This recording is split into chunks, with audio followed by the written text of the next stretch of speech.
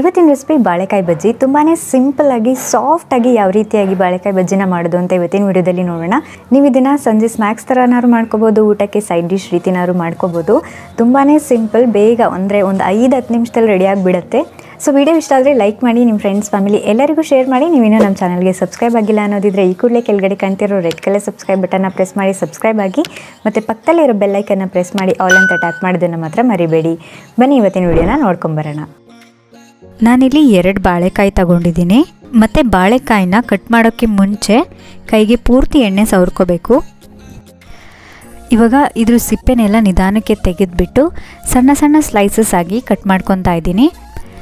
ಆದಷ್ಟು ನೀವು ಕಟ್ ಮಾಡಬೇಕಾದ್ರೆ, ಅಂದರೆ ಸ್ಲೈಸ್ ಮಾಡಬೇಕಾದ್ರೆ ಒಂದೇ ಸೈಜ್ನಲ್ಲಿ ಬರೋ ರೀತಿ ಕಟ್ ಮಾಡ್ಕೊಳ್ಳಿ. ಯಾಕಂದರೆ ಬೇಯಬೇಕಾದ್ರೆ ಸ್ವಲ್ಪ ಹೆಚ್ಚು ಕಮ್ಮಿ ಆಗುತ್ತೆ, ಅಂದರೆ ಒಂದು ಬೇಗ ಬೇಯೋದು, ಒಂದೊಂದು ಬೆಂದೇ ಇರೋದಿಲ್ಲ, ಆ ಥರ ಆಗುತ್ತೆ. ಹಾಗಾಗಿ ಒಂದೇ ಸೈಜಲ್ಲಿ ಕಟ್ ಮಾಡ್ಕೊಳ್ಳಿಕ್ಕೆ ಟ್ರೈ ಮಾಡಿ. 2 ಬಾಳೆಕಾಯಿನೂ ಪೂರ್ತಿ ಕಟ್ ಮಾಡ್ಕೊಂಡ ನಂತರ ಇವಾಗ ಇದಕ್ಕೆ ಹಿಟ್ಟು ರೆಡಿ ಮಾಡ್ಕೊಳ್ಳೋಣ. ನೆಕ್ಸ್ಟ್ ಒಂದು ಮಿಕ್ಸಿಂಗ್ ಬೌಲ್ನಲ್ಲಿ 1 ಕಪ್ನಷ್ಟು ಕಡಲೆ ಹಿಟ್ಟು ಹಾಕ್ಕೊಂಡು ಒಂದ್ಸರಿ ಜರಡಿ ಹಿಡ್ಕೋತಾ ಇದ್ದೀನಿ. ಒಂದು ವೇಳೆ ಏನಾದರೂ ಗಂಟಿದ್ರೆ ಹೋಗಿಬಿಡಲಿ ಅಂತ ಹೇಳಿ. ನೆಕ್ಸ್ಟ್ ಇದಕ್ಕೆ ರುಚಿಗೆ ತಕ್ಕಷ್ಟು ಉಪ್ಪು ಹಾಕೋತಾ ಇದ್ದೀನಿ. ಮತ್ತು 1/4 ಟೀ ಸ್ಪೂನಷ್ಟು ಅಚ್ಚ ಖಾರದ ಪುಡಿ. ನಿಮ್ಮ ರುಚಿಗೆ ತಕ್ಕಂತೆ ಖಾರನ ಹೆಚ್ಚು ಕಮ್ಮಿ ಮಾಡ್ಕೋಬೋದು. ಮತ್ತು ಅರ್ಧ ಟೀ ಸ್ಪೂನಷ್ಟು ಗರಂ ಮಸಾಲ ಹಾಕ್ಕೊಂಡಿದ್ದೀನಿ. ಗರಂ ಮಸಾಲ ಇದ್ದರೆ ಹಾಕ್ಕೊಳ್ಳಿ, ಇಲ್ಲಾಂದರೆ ಸ್ಕಿಪ್ ಮಾಡ್ಕೋಬೋದು. ಇದನ್ನ ಒಮ್ಮೆ ಇವಾಗ ಚೆಂದ ಡ್ರೈ ಮಿಕ್ಸ್ ಮಾಡ್ಕೊತಾ ಇದ್ದೀನಿ, ನೀರು ಹಾಕ್ದಲೆ. ಇದಕ್ಕೆ ಇವಾಗ 1/4 ಟೀ ಸ್ಪೂನಷ್ಟು ಅಡುಗೆ ಸೋಡಾ ಹಾಕ್ಕೊಂಡೊಮ್ಮೆ ಮಿಕ್ಸ್ ಮಾಡ್ಕೊಂಡಿದ್ದೀನಿ.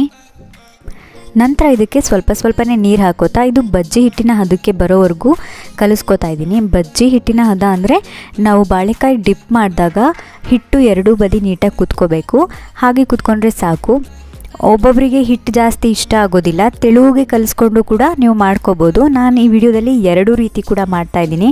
ಅಂದರೆ ಒಮ್ಮೆ ತೆಳುವಿಗೆ ಕಲಿಸ್ಕೊಂಡು ಕೂಡ ಮಾಡಿದ್ದೀನಿ, ಮತ್ತು ಒಮ್ಮೆ ಜಾಸ್ತಿ ದಪ್ಪಗೆ ಬಜ್ಜಿ ಬರೋ ರೀತಿ ಕೂಡ ನಾನು ಮಾಡ್ಕೊಂಡಿದ್ದೀನಿ. ಸೊ ಇಲ್ಲಿ ನಾನು ಯಾವ ಕಪ್ನಲ್ಲಿ ಹಿಟ್ಟು ತಗೊಂಡಿದ್ದೆ ಅದೇ ಕಪ್ನಲ್ಲಿ 1 ಪೂರ್ತಿ ಕಪ್ನಷ್ಟು ನೀರು ಹಾಕ್ಕೊಂಡಿದ್ದೀನಿ. ಈ ರೀತಿಯಾಗಿ ಬಾಳೆಕಾಯಿನ ಹಿಟ್ಟಿನಲ್ಲಿ ಡಿಪ್ ಮಾಡಿಕೊಂಡು ಎಣ್ಣೆಗೆ ಡೈರೆಕ್ಟಾಗಿ ಹಾಕೋತಾ ಇದ್ದೀನಿ.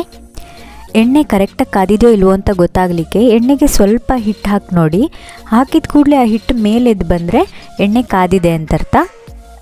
ಇದಕ್ಕೆ ಇವಾಗ ಒಂದೊಂದೇ ಬಾಳೆಕಾಯಿ ಬಜ್ಜಿನ ಹಿಟ್ಟಿನಲ್ಲಿ ಅದ್ಕೊಂಡು ಹಾಕೋತಾ ಇದ್ದೀನಿ. ತುಂಬ ಕಡಿಮೆ ಊರಿನಲ್ಲಿ ಮಾತ್ರ ಬೇಯಿಸ್ಕೋಬೇಡಿ, ಯಾಕಂದರೆ ಇದು ತುಂಬಾ ಎಣ್ಣೆ ಕುಡಿದ್ಬಿಡುತ್ತೆ. ಹಾಗಾಗಿ ಮೀಡಿಯಮ್ ಫ್ಲೇಮ್ ಅಥವಾ ಹೈ ಫ್ಲೇಮ್ನಲ್ಲಿ ನೀವು ಇದು ಬೇಯಿಸ್ಕೊಂಡ್ರೆ ಒಳ್ಳೆಯದು. ಹಾಕಿದ ಕೂಡಲೇ ಸೌಟಾಕಿ ತಿರುಗಿಸ್ಲಿಕ್ಕೆ ಹೋಗಬೇಡಿ. ಒಂದು 2-3 ನಿಮಿಷ ಅದ್ರ ಪಾಡಿಗೆ ಅದನ್ನು ಬಿಟ್ಬಿಡಿ. ಒಂದು ಸೈಡ್ ಸ್ವಲ್ಪ ಬೆಂದ ಮೇಲೇ ಎಲ್ಲ ಬಜ್ಜಿನೂ ಕೂಡ ತಿರುಗಿಸ್ಕೊಂಡು ಬೇಯಿಸ್ಕೊತಾ ಇದ್ದೀನಿ. ಸಖತ್ ಸಿಂಪಲ್ ಬಜ್ಜಿ ಇದು, ತುಂಬಾ ಸಾಫ್ಟಾಗಿ ಮೆತ್ತಗೆ ಕೂಡ ಬರುತ್ತೆ. ನಿಮಗೇನಾದರೂ ಒಂಚೂರು ಕ್ರಿಸ್ಪಿ ಬೇಕು ಅನ್ನೋದಿದ್ರೆ ಸ್ವಲ್ಪ ಇದಕ್ಕೆ ಕಲಿಸುವಾಗ ಅಕ್ಕಿ ಹಿಟ್ಟು ಕೂಡ ಹಾಕೋಬೋದು, ಆವಾಗ ಬಜ್ಜಿ ಸ್ವಲ್ಪ ಕ್ರಿಸ್ಪಿ ಆಗುತ್ತೆ. ಕರೆಕ್ಟಾಗಿ ಒಂದು 5 ನಿಮಿಷ ಮೀಡಿಯಮಿಂದ ಹೈ ಫ್ಲೇಮ್ನಲ್ಲಿ ಇಟ್ಕೊಂಡು 2 ಬದಿ ಬೇಯಿಸ್ಕೊಂಡಿದ್ದೀನಿ. ಇವಾಗ ನಮ್ಮ ಪರ್ಫೆಕ್ಟ್ ಆದಂಥ ಬಾಳೆಕಾಯಿ ಬಜ್ಜಿ, ಸಾಫ್ಟಾಗಿರುವಂಥ ಬಾಳೆಕಾಯಿ ಬಜ್ಜಿ ರೆಡಿಯಾಗಿದೆ. ಇದನ್ನು ಇವಾಗ ಸರ್ವ್ ಮಾಡ್ಕೋತಾ ಇದ್ದೀನಿ. ಮನೆಯಲ್ಲಿ ಬಾಳೆಕಾಯಿ ಎಲ್ಲ ಇದ್ದಾಗ ಈ ರೀತಿಯಾಗಿ ಸಿಂಪಲ್ ಆದಂಥ ಬಜ್ಜಿನ ನೀವು ಪಟ್ಟಂತ ರೆಡಿ ಮಾಡ್ಕೋಬೋದು. ನಾನು ಜಸ್ಟ್ 2 ಬಾಳೆಕಾಯಿನಲ್ಲಿ ಮಾಡ್ಕೊಂಡಿದ್ದೆ, ಒಂದು 10-15 ಬಜ್ಜಿ ಏನೋ ಆಗಿತ್ತು. ನಾನು ಆವಾಗಲೇ ಹೇಳ್ದ ಹಾಗೆ ಒಬ್ಬೊಬ್ಬರಿಗೆ ಬಜ್ಜಿನಲ್ಲಿ ತುಂಬ ಹಿಟ್ಟಿದ್ರೆ ಇಷ್ಟ ಆಗೋದಿಲ್ಲ. ಅಂಥವರು ಹಿಟ್ಟನ್ನ ಸ್ವಲ್ಪ ಜಾಸ್ತಿ ತೆಳುವಿಗೆ ಕಲಿಸ್ಕೊಂಡ್ಬಿಟ್ಟು ಈ ರೀತಿಯಾಗಿ ಮಾಡಿಕೊಂಡ್ರೆ ತುಂಬಾ ಚೆನ್ನಾಗಿರುತ್ತೆ. ಇದ್ರ ಟೇಸ್ಟ್ ಕೂಡ ಮೇಲೆ ಒಂದೇ ಒಂದು ಲೇಯರ್ ಹಿಟ್ಟಿರೋದ್ರಿಂದ ಕ್ರಿಸ್ಪಿಯಾಗಿ ಕೂಡ ಇರುತ್ತೆ, ಒಳಗಡೆ ಬಾಳೆಕಾಯಿ ತುಂಬ ಸಾಫ್ಟಾಗಿ ಕೂಡ ಇರುತ್ತೆ. ನೀವೇನಾದರೂ ಊಟಕ್ಕೆಲ್ಲ ಸೈಡ್ ಡಿಶಾಗಿ ಪ್ರಿಪೇರ್ ಮಾಡ್ಕೊತಿದ್ದೀರಾ ಅಂದರೆ ನೀವು ಈ ರೀತಿಯಾಗಿ ಮಾಡಿಕೊಂಡ್ರೆ ತುಂಬಾ ಚೆನ್ನಾಗಿರುತ್ತೆ. ಸೊ ಇಲ್ಲಿ ನಾನು ತುಂಬಾ ಸಾಫ್ಟ್ ಆಗಿರುವಂತಹ ಬಾಳೆಕಾಯಿ ಬಜ್ಜಿನ ಚಟ್ನಿ ಜೊತೆ ಸರ್ವ್ ಮಾಡ್ಕೊಂಡಿದ್ದೀನಿ. ನೀವು ಕೂಡ ಮನೆಯಲ್ಲಿ ಟ್ರೈ ಮಾಡಿ ನೋಡಿ, ಹೇಗೆ ಬಂತು ಅಂತ ನನಗೆ ಕಮೆಂಟ್ ಮಾಡಿ ತಿಳಿಸೋದನ್ನು ಮಾತ್ರ ಮರಿಬೇಡಿ.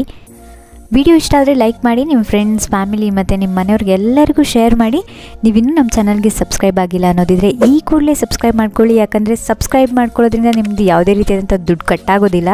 Subscription fully free. ಆದರೆ ನೀವು ಸಬ್ಸ್ಕ್ರೈಬ್ ಮಾಡಿಕೊಂಡ್ರೆ ನಮಗೆ ಸಪೋರ್ಟ್ ಮಾಡಿದಾಗುತ್ತೆ. ಸೊ ನಾನು ನಿಮಗೆ ಸಿಗ್ತೀನಿ ಮತ್ತೊಂದು ವಿಡಿಯೋ ಜೊತೆ. ಅಲ್ಲಿವರೆಗೂ ಹ್ಯಾಪಿ ಕುಕಿಂಗ್.